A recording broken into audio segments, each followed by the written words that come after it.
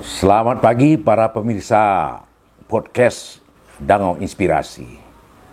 Saudara sekalian, penasaran saya untuk bagaimana Sumatera Barat ini harus membangun dan mencerminkan keberlanjutan. Saya kemudian meminta kepada satu orang ahli IT untuk menghitung berapa betul luas milik Sumatera Barat ini yang boleh dibangun. Tentu berbagai dengan pertimbangan-pertimbangan kenegaraan, berikut juga pertimbangan-pertimbangan internasional. Ada namanya UNCLOS. UNCLOS ini kebijakan PBB, kebijakan UN untuk luas laut yang dikelola dan menjadi hak pengelolaan oleh satu negara. Maka berdasarkan UNCLOS, saya menghitung dengan menghitung 200 mil dari pulau terluar di Sumatera Barat, maka kita pada dasarnya provinsi ini kaya betul, karena dia memiliki 7.242.487 hektar laut dan samudra.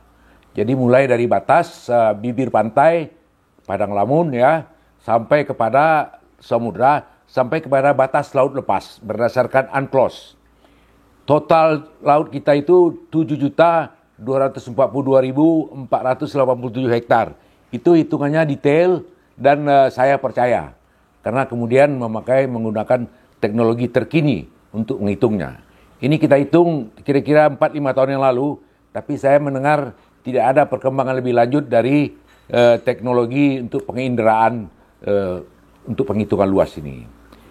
Dari 7 juta ini ya laut samudra, kita juga memiliki 1.726.812 hektar daratan, ya daratan merupakan pulau-pulau yang di Matayo kita hitung, dan kemudian daratan Pulau Sumatera yang mulai dari batas Bukit Barisan ke pantai. Jadi totalnya 1.726.812 hektar. Kemudian karena kita memiliki Bukit Barisan yang memanjang dari utara ke selatan, kawasan Bukit Barisan saja yang mayoritas itu haruslah kawasan konservasi, kita menghitungnya nilainya 1.084 hektar, 84.000 hektar, 366. Jadi 1.084.366 hektar.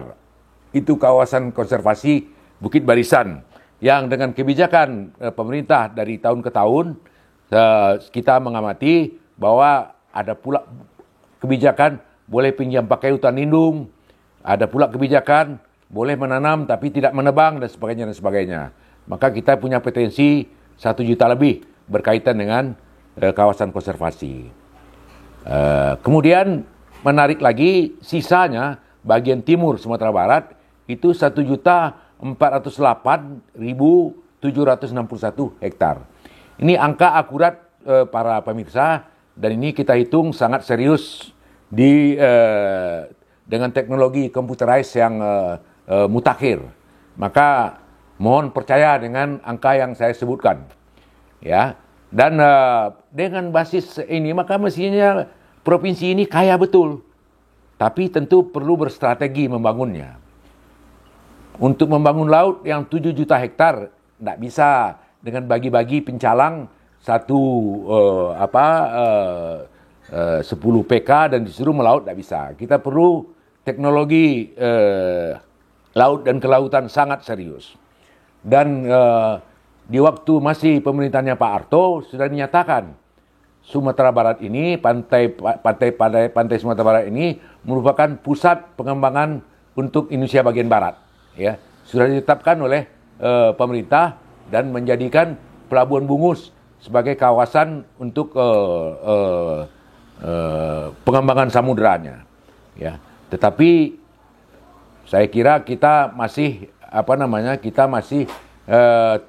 terpaku dengan pikiran itu, sehingga wassalam. Saya ingin mengatakan bahwa tidak banyak terjadi pengembangan kelautan dan perikanan yang berarti sejak ditetapkan sebagai kawasan pelabuhan samudra untuk Indonesia bagian barat.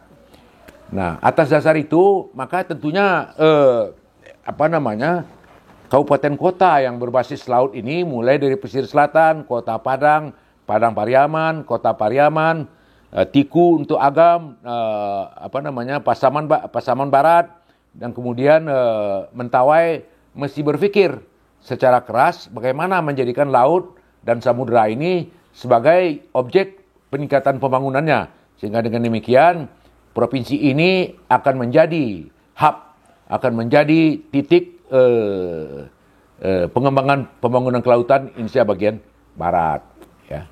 Kemudian kita juga harus berpikir konservasi, kita harus berpikir pelestarian untuk bicara tentang kawasan Bukit Barisan yang memanjang dari Pasaman di utara sampai ke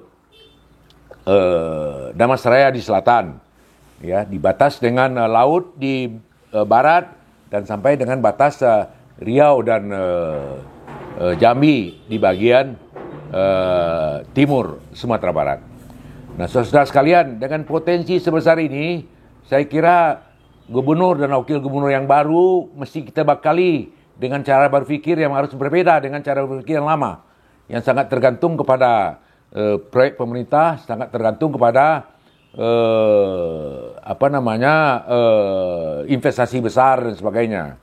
Penganut paham pembangunan berkelanjutan, di mana kemudian menempatkan sumber daya manusia yang ada di kawasan sebagai aktor utama dalam pembangunan. Jadi saya nggak melihat pola investasi dengan mengundang investor besar dari luar untuk berinvestasi di sini. Investasi sangat ditentukan oleh masyarakat yang ada di situ. Maka namanya kita menyebut sebagai masyarakat lokal driven, ya, local community driven, bukan investor driven, bukan investment driven, tapi local community driven.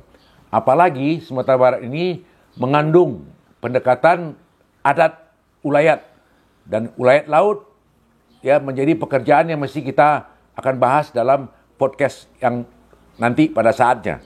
Ya, belum ada provinsi manapun di Indonesia bicara tentang ulayat laut, tetapi bicara tentang potensi ada, yaitu potensi sasi di Maluku dan leletasi, ya, potensi leletasi di NTB, NTT. Itu cara mereka untuk melihat potensi laut dan kepemilikan sumber daya laut oleh masyarakat yang ada di pesisir dan pantai. Tetapi untuk Sumatera Barat, karena kita sudah mengakui rezim ulayat adat, maka kita mesti memperhitungkan kearifan tradisional, adat dan sebagainya dalam mengelola sumber daya alam yang kita miliki. Pada saatnya kita akan bicara tentang ulayat pesisir dan ulayat laut untuk masyarakat kita yang ada di negara-negara di pantai, yang ada di daerah-daerah di daerah Padang Lamun, di kawasan pesisir laut. Saya kira dengan segitu hebat potensi, maka para pemikir pembangunan di Sumatera Barat sudah harus bekerja keras untuk membuat pendekatan pembangunan makro ke mikro. Jadi setelah ketahuan dia potensinya pantai, laut dan samudera, maka pola pembangunannya akan seperti apa. Tidak bisa nampak tilas seperti bagaimana orang membangun kota Jakarta atau membangun daerah pedalaman yang menjadi kritik kita selama ini. Ya, kelamaan kita dipimpin oleh Raja Pedalaman, Raja Solo, Raja Jawa, maka pendekatan pembangunan ke laut dan ke pantai kurang mendapatkan perhatian. Ya, saya kira ini yang harus kita rubah, dan saya percaya dengan kepemimpinannya Pak Maeldi dan Bung Vasco, kita berharap kita akan memiliki pendekatan yang lain daripada yang selama ini digunakan. Terima kasih untuk perhatiannya. Salam lestari.